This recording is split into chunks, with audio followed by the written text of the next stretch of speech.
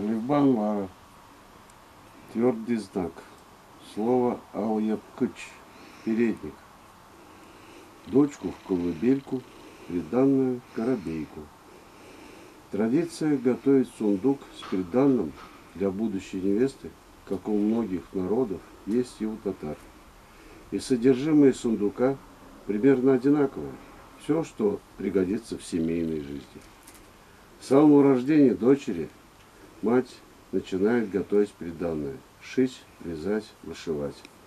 Подросшая дочь активно помогает, попутно осваивая все тонкости ручной работы.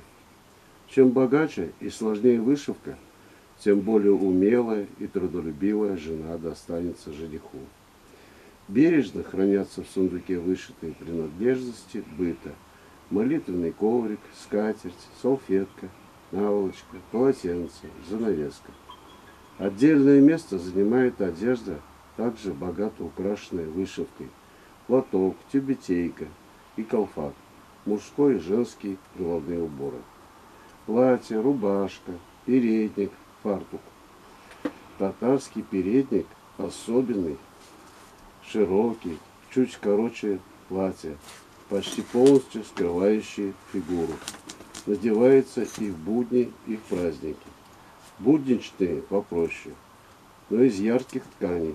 Праздничные же украшаются оборками, крылышками богатой яркой вышивкой.